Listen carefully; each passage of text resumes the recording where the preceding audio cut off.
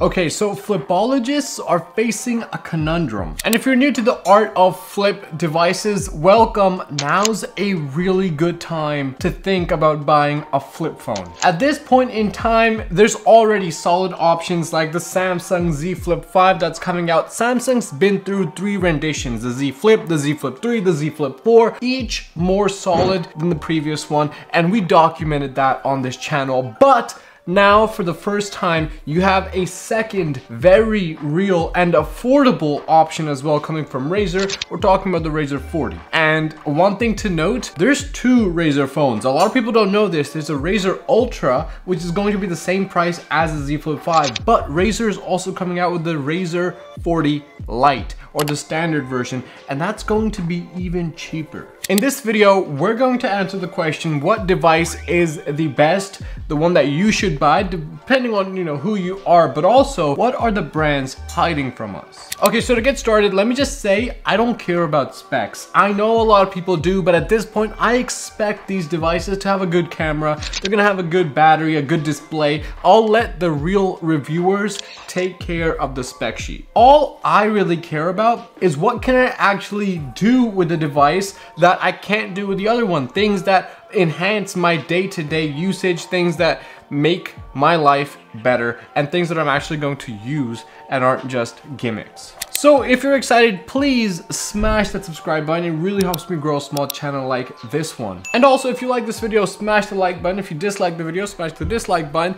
And let me know in the comment section below how I can improve. It really helps me out. Also, guys, I have an Instagram as well. If you want to, check it out. OnlyFans coming soon, I'm serious. Now, before we get into one of the coolest features you can only find on the Razr 40 confirmed at this point, a message from the sponsor. This video is sponsored by Aura. Are you tired of constantly receiving spam phone calls and you don't even answer your phone anymore? Or do you get a bunch of spam emails sent to your inbox and you gotta keep individually clicking them to get them to the spam folder? I can tell you about that. There are these people called data brokers who are literally making fortunes off of selling your information like your name, date of birth, street address to literally anyone who wants it. Aura can identify these data brokers and submit opt-out requests on your behalf. And these brokers are legally required to remove your information if you ask them to, but they make it super difficult to do that. But Aura also does so much more to protect you and your family online from threats that you can't see. One of my favorite things about it is that it's really easy to set up.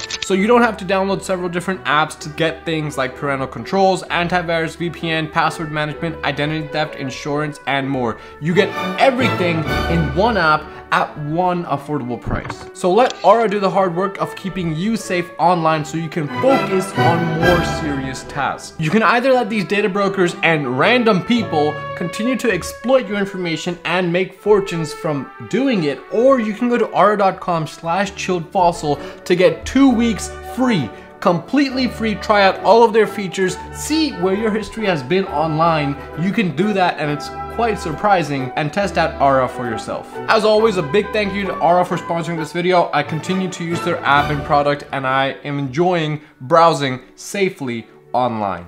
On with the video. Okay, so let's get started with the Razr 40. Obviously, one of the coolest things about it is the crazy outer display. But more than that, it's actually useful and uniquely personalizable to you. Unlike Samsung's Z Flip 4, where you had to open up the entire clamshell device to actually get to use the app. Imagine being able to read headlines of news articles, reading your documents, or even reading your notes like a shopping list on the outer display. It's finally usable. Like there's productivity that can be done without having to open the device. That's so cool. And at this moment, although we know the Z Flip 5 is a bigger display than the Z Flip 4, we can't confirm it on the usability side. Is it going to be as personable? Is it gonna have those shortcuts that Razr is offering? Is it gonna have that unique, personable, functional outer display? We can't confirm it. Now, perhaps over a few months, over a few updates, we get those being rolled out, but as far as launch date is concerned, we don't know if we're gonna get a personalizable outer display. And to be honest, the like little personalizations that we could do on the Z Flip 4 were pretty trash in my opinion. Like you could add new screens and things like that, but it was just limited, and you know, credits to them to try to do as much as possible with a tiny display on the outside. But yeah, it was just such a tiny display that even after I did download the third-party app and I tried to run apps like YouTube on that tiny display, it's possible, and you can watch a video in like 720p. It's there, but it's just not functional. Like there's no reason I'm ever going to watch, you know, a cooking tutorial on the outer display. Now what's awesome on something like the Razr 40 or maybe even the Z Flip 5, watching YouTube on the outer display is a lot more real now. You know, just having it folded out, set down, and while I'm cooking, maybe I'm watching a cooking tutorial, that 3-inch display, almost like 3.7 maybe, that's a really proper size to just not enjoying, I'm not immersing myself in the content, but I can follow along if I'm doing a cooking video or something like that. So my point is, it's a lot more usable. And obviously the colors of the Razr 40 are also, in my opinion, nicer with that leather grain happening as well. Samsung has been doing colors fairly well for the past few years. I mean, they came out with that green, which was my absolute favorite. Razr has finally come up with colors that are actually vibrant, you know, they're popping. And they have that leather grain happening as well, that is vegan, as it were. So, you know, they have a little bit, I think, an edge on the aesthetics as far as I'm concerned. Okay, so with those few things out of the way, the big ones, let's talk about daily usage. In my day-to-day usage, there's a lot that's happening. The first thing I do, I wake up and I'm pumping the Dow. That's a joke, relax. But I am using TraderView. This is an app I use a ton because I swing trade and I kind of day trade, but mostly swing trade. It's a side hustle. I have a few Airbnb properties, so I'm also using the Airbnb app. You can see all the way in the bottom taskbar in the center. And this is just for booking guests in, booking guests out, having some communication with the guest as well. I'm also using a Turno app, which is for all the communication with cleaners and custodians. And I'm also using WhatsApp to share images of properties and property damage after a guest leaves, things like that. So I'm using all of those communication apps as well. Of course, I also use YouTube Studio, Instagram, TikTok, all those creator apps as well. And so I'm using those on the daily. I'm getting a, he left me a review. One of my guests just left me a review. I don't know if you guys can read that. Should I read it? Should I open it? He hasn't even left yet. He hasn't left. He's checking out tomorrow. All right, I'm not gonna do it. This is too heavy.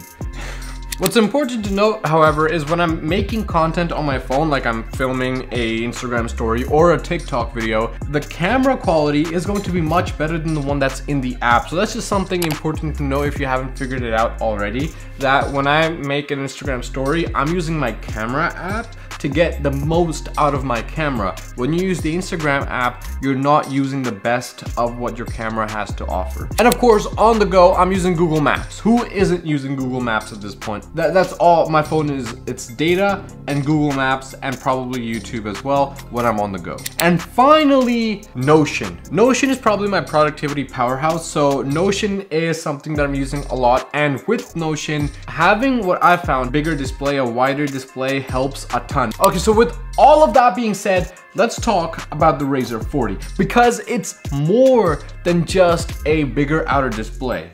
And it's more than just a flip phone. There's a lot to it. In fact, Razr, and this isn't their first flip phone, by the way, there have been previous Razr renditions. So they, in each launch, have added cool new little features that people just kind of, some of them pick up and some of them don't. The one I mentioned earlier, that one with shortcuts on the outside screen that was also personalizable, was something that they released last rendition. So they've been into the software game for a while now, and they've been focused on making things functional and personal. But let's backtrack a little. Let's talk about the physical body. First of all, the hinge. The hinge has always been a point of contention. You like that word, don't you?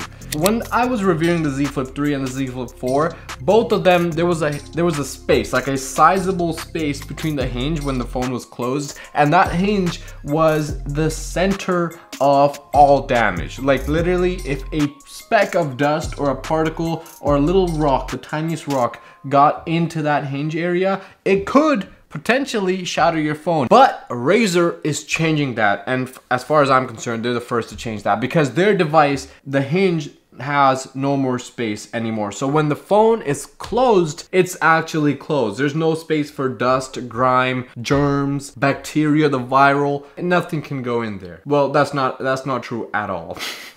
But my point is, it closes flat. But I just want to say the Z Flip 5 is also rumored to have that as well. So it will also close with absolutely no space in the center. Rumor, but let's talk about display. Like I said, display size is more important for productivity apps than things like refresh rates. I mean, refresh rates are cool, but I really don't care how fast a document scrolls or how smooth my typing is. And so I don't give a damn, okay? A bigger display, that's a little bit more important. Resolution, that's a little bit more important as well. And the Razr 40 has a bigger display by 0.2 inches. So not a ton, but I'd say relative to the phone space, 0.2 inches, it's significant enough to think about when you're buying a device. Let's put it like that. Aside from the bigger display, both devices, the Flip 5 and the Razr 40, have the same exact resolution. So both displays, both sets are going to look absolutely gorgeous.